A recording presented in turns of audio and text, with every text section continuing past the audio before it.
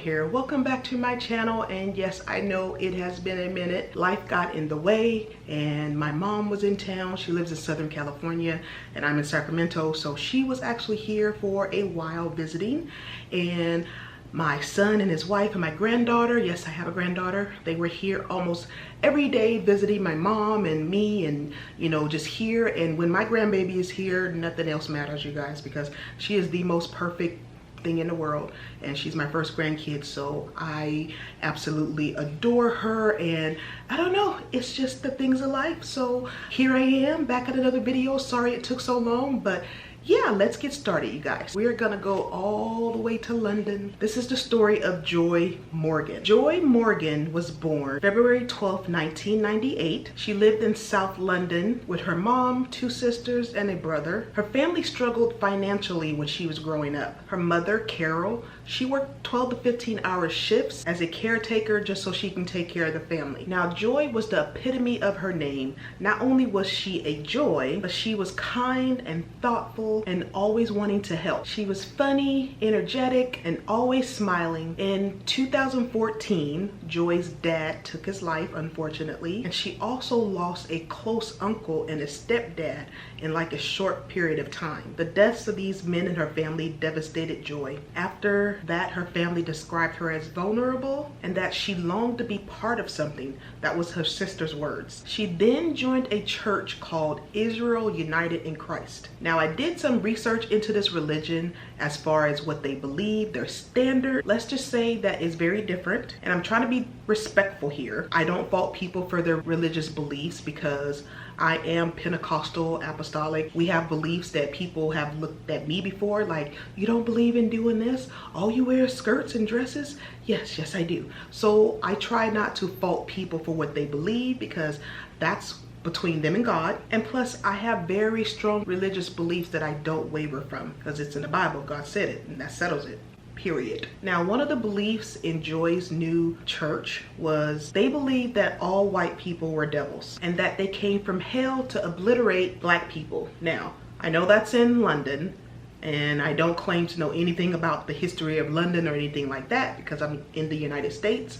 But we all know about the history of the United States and slavery and how racism still exists today. I wouldn't want to be a part of a religion that separates people and stirring the pot, so to speak, and adding more hate to the world. That's not going to solve anything. So that's just my personal take on that. So this group also thinks that if you are not black, Mexican, Native American, or Indian, and you did not descend from one of the 12 tribes, you would be a steward in heaven, and that's basically a slave. And I'm trying to be respectful as I can here, you guys. I really am, because I understand coming from a person that people looks at my religion like, you can't do this, you can't do that. No, I choose not to do this. I choose not to do that. I'm trying to be respectful here, but that's teaching hate. Now, this group has given a statement that disgruntled ex-church members always have negative things to say once they're parted ways. And that can be true in a lot of religions, So any religion that only welcomes one race, and I'm not putting down my race or any other race, any religion that puts down other races is not a religion that I want to be a part of. I'm sorry, but there will be black flesh, brown flesh, Mexican flesh, Asian flesh, white flesh. All the flesh will be into heaven, all the races. There will not be one superior race that's in heaven. I'm sorry, that's just not what my Bible says. And if you disagree, sorry, read your Bible. That's adding more hate. And like I said, I'm trying to be as respectful as I can about someone else's religion because I don't know, maybe one day somebody of that faith will be watching and they may be like, no, that's not how it is and whatever. But I did a little bit of digging down deep into this because I know, me coming from a religious person, as far as what I believe, I just wanted to know what these people believed in. So no disrespect if you or someone are into this. I couldn't be a part of anything personally that only accepts one race. Oh, and the women have no rank in the church and they have to call the men sir. I forgot to tell you that. So if you're wondering why her religion is brought up so much, it has a lot to do with surrounding her death. So once Joy joined this organization, her family said that she became really distant. The deeper Joy got into this organization, the more vocal she became with calling people white devil. But she had a white aunt who she loved dearly, so I don't understand. And her whole family was of a mixed race. So her family felt that for her to say this, that she was being manipulated. And we all know that some religions, you know, people call them cults or whatnot. And I'm not saying that, so don't twist my words. But, you know, her family thought that she was being manipulated, and because she loved her mixed race family and her aunt very much, so they just felt that this was not her. And one of her sisters was half white, and so she became comfortable with calling her a white devil. From what I found out, you cannot be a part of this religion if you have a white parent or you are of a mixed race yourself. And I think I forgot to tell you guys that too. So she joined this church at 17. And because of her strained relationship with her family, she left home and then was housed by the church. She then started attending, after she graduated, she started attending the University of Hertfordshire. I think that's how you say it. She wanted to be a midwife and then go on to be a doctor. And I have something in my eye, I'm sorry you guys. Her friends at the university said she was highly respected, very quiet, but she had a caring nature and was always smiling. But during this time, even though she was going to college, she continued to involve herself with the church. Her sister stated later on that she felt that eventually Joy would leave the church because she was never a hateful person growing up. On December 26, 2018, Joy was last seen alive at a church function. But get this, she wasn't reported missing by any of her church members. And on February 17th, 2019, you heard me right, 6 weeks later, her roommates reported not seeing her since Christmas. 6 weeks later, you guys, and it makes you wonder why her family didn't do or say anything. But at the same time, think about it, she was kind of like estranged from her family because of her religion. So that could be a reason why her family wasn't really worried. But her roommate should have spoken up sooner, I believe. I mean, yes, she was an adult by then. She was well over 18. But at the same time, if I had a roommate and that person didn't come home one night, maybe two, okay, they're an adult.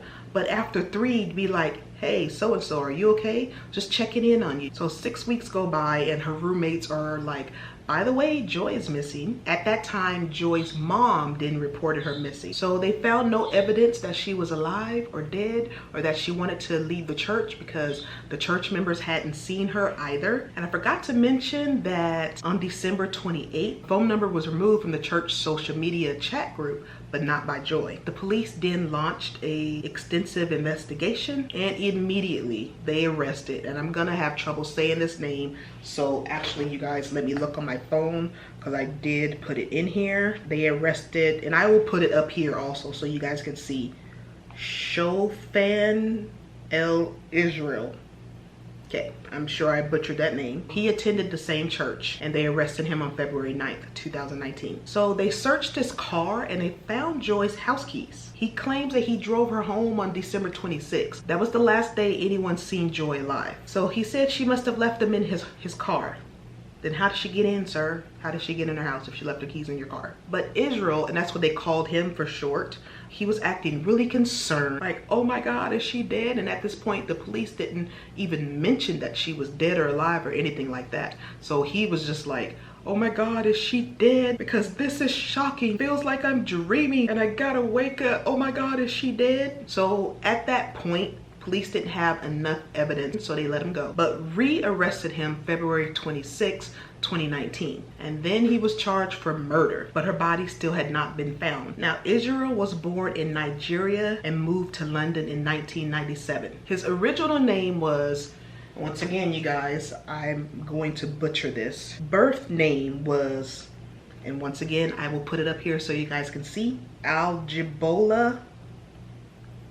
You know what, I'm not even gonna attempt to say that last name because I know I didn't get it right. So this was his birth name. They sometimes change their names and he did. So 5 months go by and they still don't have a body, but not for the lack of not searching. Israel wasn't giving up where she was.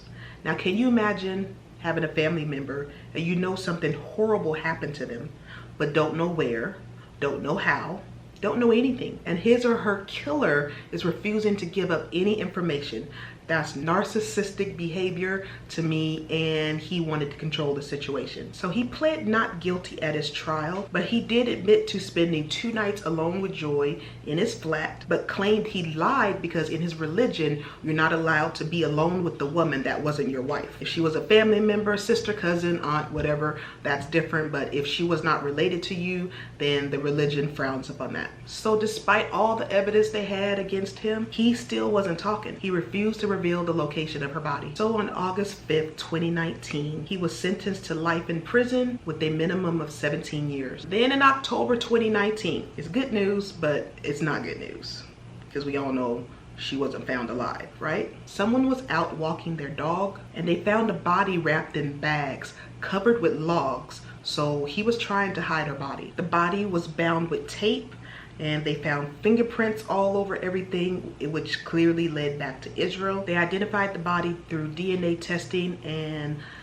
it was in fact the body of Joy Morgan, unfortunately. Joy was finally laid to rest in November 2019. She had a large number of community that was there, including her family. So how did Joy die, you ask? I will tell you. Joy's body revealed blunt force trauma, suffocation, and that she had ecstasy in her system. So he drugged her and then hit her with something and suffocated her. But he never even said why, what was his reasoning. But you wanna know what I think? I'll tell you.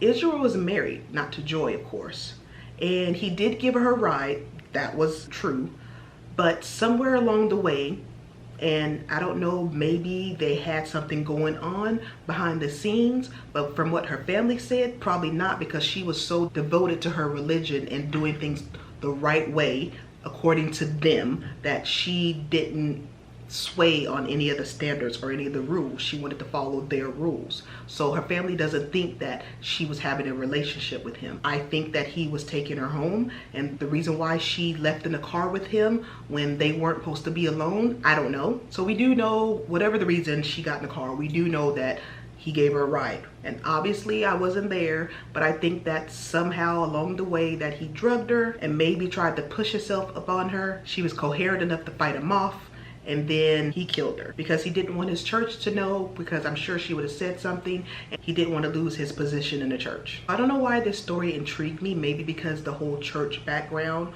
or whatever, I don't know, even though that's not my religion. But yeah, guys, there you have it. That's the story of Joy Morgan, the life cut short at 20, still for an unknown reason. She never got to become that doctor that she wanted, or to become a wife and a mother if she chose to. So you guys, let me know what you think in the comments. Have you guys heard about this case? I didn't hear about this when it happened, maybe because it was from London. Don't forget to like, comment, and subscribe. Give this video a thumbs up. It's free to do so, and it will help me out tremendously. So guys, thank you so much for watching, and I'll see you guys in the next video.